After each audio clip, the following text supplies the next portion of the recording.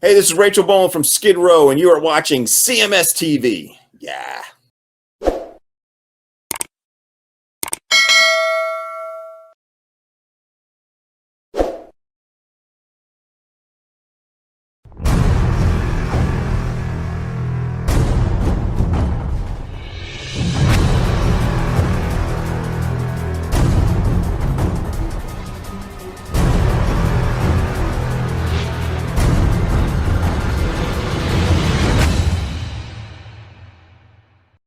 All right, you want one or two more before I get the fuck out of here? As long as you can handle it, I can handle it. I can handle for right now. I'm all right. I'm sweating and stuff now. I'm definitely getting the sweats from the pain, but I got one or two more things that I definitely want to cover. Okay. All right. So, topic that we cover regularly. We're going to transition out of metal for a minute and go back to rock, to one of our most traveled bands of the last 4 months. Journey, of course. Are you going to talk about the hired security? Yes. Go ahead. If you want to read the story, I'll just comment on it. You go right ahead. I read it earlier this week, and I was just like, holy shit. What is going on with these fucking guys? So when we last left off, they started the tour, but they weren't speaking to each other. They're clearly on different sides of the stage. And it looks miserable. It does not look like a fun time at all. So now, this week, this story came out, and I'm not going to lie. I thought this was a bullshit story until I saw it pop up on multiple radio station websites. Right. I didn't go for the Metal Wani, who I usually like to go with, or the Metal Den, or Blabbermouth, or any of those.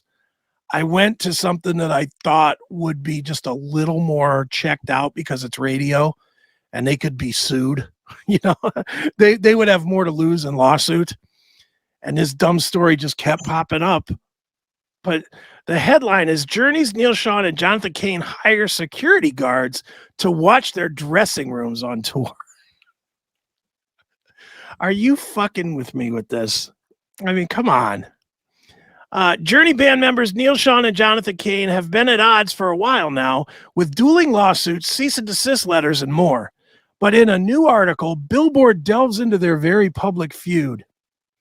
Amidst the details of their conflict, the mag reveals things have gotten so bad that the bandmates have hired security guards to watch over their dressing rooms in order to keep each other out. What do they think is going to happen? Well, they kind of detail what happened and why they felt it was necessary to do this. Okay, I didn't see that. That's not in this article. Oh, well, if it's not in there, I will tell you. Yeah, pull it up and tell me what happened, because this just says that it's there. Oh, okay, go ahead.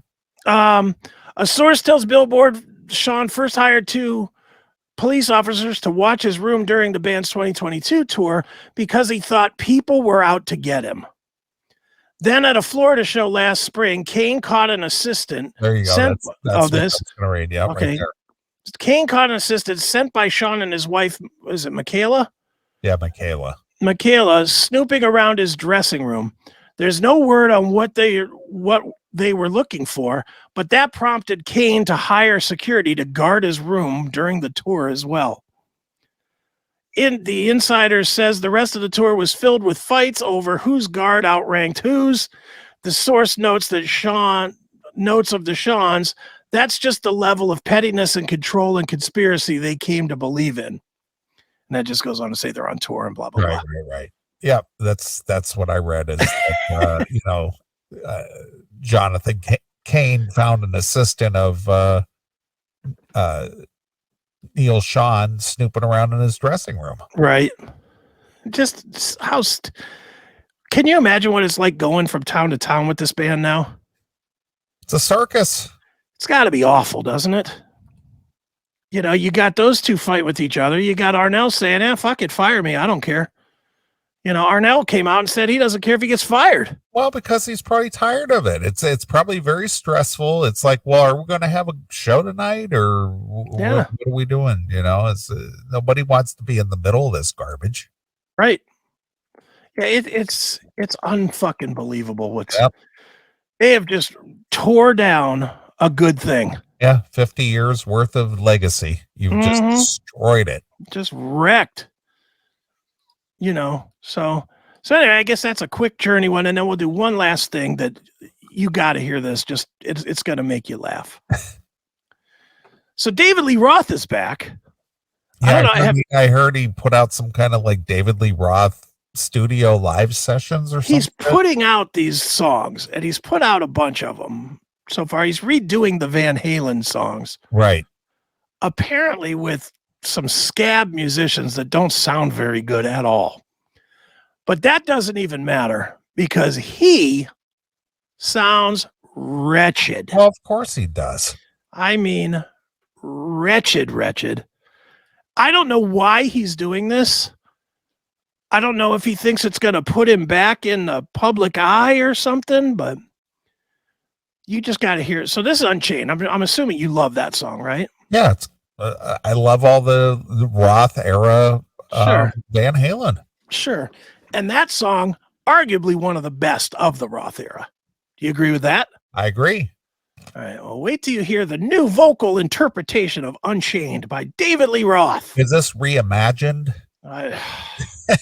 It's unimagined. I'm going to reimagine that David Lee Roth never did this. Yeah, believe me, that's my reimagining too, is that I wish he wouldn't have. So let's check out a little of Unchained, the David Lee Roth version from 2023. You're going to get some leg tonight for sure. Tell us how you do.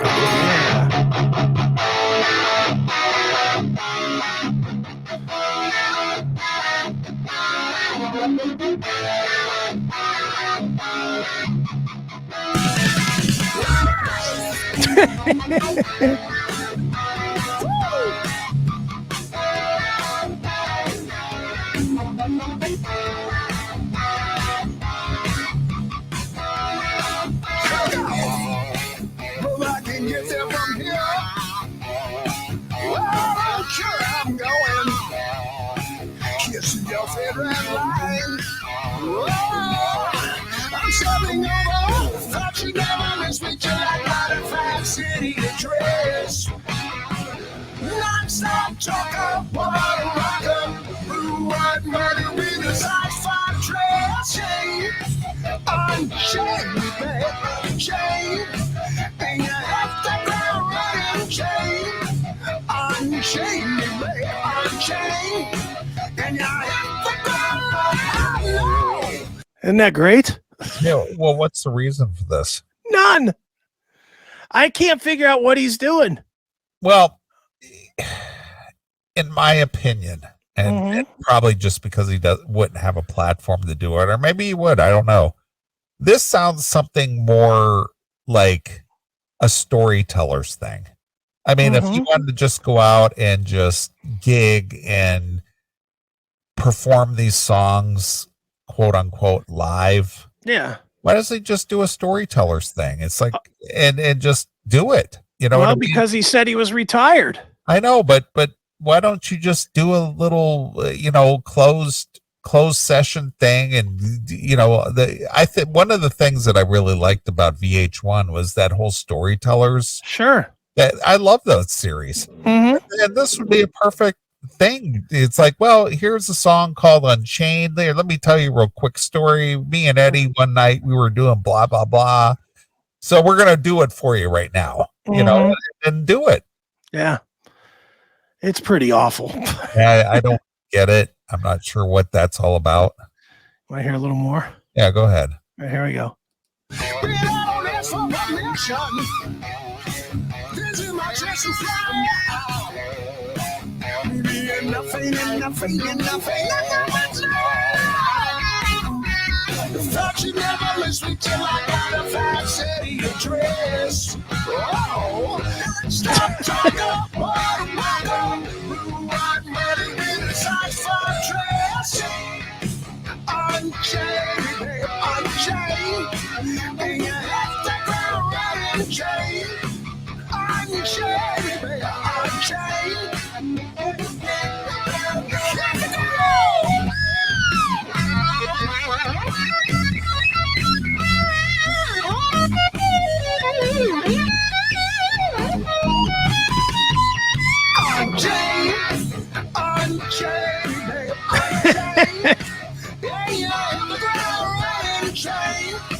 Unchained, baby, unchained. What the hell is he doing? Yeah, I don't get the reason behind it. It's like, It's just a shitty rambling version of an otherwise tight, great song. yeah, it's like, I mean, he should just call this David Lee Roth fucking around in the studio. Yeah, I mean, the song is tight. That's what made that song so good. Was that the crispness of it, the tightness of the entire sound. And now he's doing it like a lounge version. Oh, Yeah, scat doodly boodly bopped. Well, yeah, that's funny you should say that, because it's David Lee Roth doing Van Halen songs as David Lee Roth, the carnival barker. Yeah, the fucking jazz hands douchebag. Right. Yeah, this is so bad. But Bozy bop, bitty bop. all right, a little more of this, and then we'll get done with this. Here we go. Oh, that suited you. You're gonna get some leg tonight for sure. Tell us how you do. Take a break. Send me the selfie. One break. Coming up. Chain. I'm chained, babe. I'm chained. And you're in the ground running chain. Unchained, babe, unchained. Oh, unchained,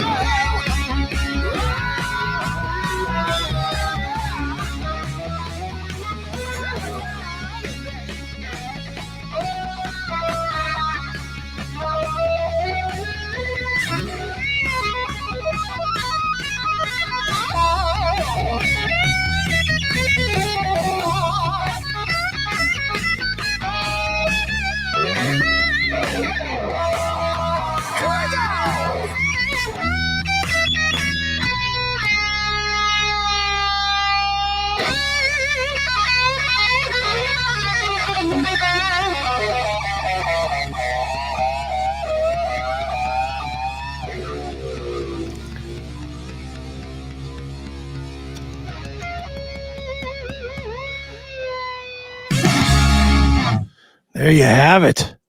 I wonder what Alex Van Halen thinks of that. Oh, I'm sure he hates it. It's like, what are you doing? Yeah, he's probably like, "What are you doing to our legacy, you Like, dummy?" Why do you have to destroy something that was just permanently cemented in time? Oh, I know. Now we get that version. Oh boy. Knowing Roth, he's probably got some movie deal or something that they'll use that version in a movie or something. Right. Ugh, that's just awful. But yeah, that was the last thing that I had for tonight, was just to share that fucking disaster. What an abortion that is. I agree. All right. All right, and that's going to do it for me. I am sweating and dying and needing of ice and blah, blah, blah. So, All right. Well, I'm going to hang out for about 45 more minutes, okay, and I'm going to play some tunes. And if Cool. you want to get a request in, just send it over to request@theclassicmetalshow.com. all right. Request@theclassicmetalshow.com. I'll play, hang out here till 1 a.m. Central or 2 a.m. That's pretty good. And play 45 minutes worth of tunes. Hell yeah, that's good. All right. Well, since you had Mickey D as a guest this week, Motorhead, or there is a Motorhead release out there called Mm-hmm. Bad Magic, Seriously Bad Magic. Yeah. And it's got 30 songs on it. And I thought I'd just play a song from that. Works for me. I have no idea what this is. But I'm going to play a tune called Shoot Out All of Your Lights. There you go. That works. Sounds fun.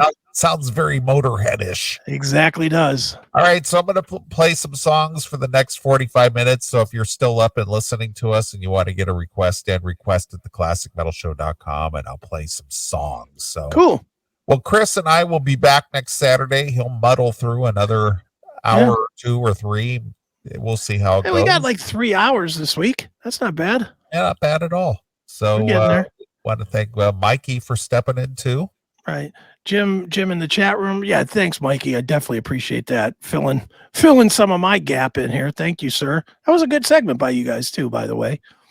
You know, and Eric was almost on point with the masturbatory fucking problem. The only problem is it's actually shuttled my masturbatory fucking habits because well, you got the injury due to your masturbatory. Well, yeah, allegedly. I wish that was true, but it certainly has stalled the masturbatory habit.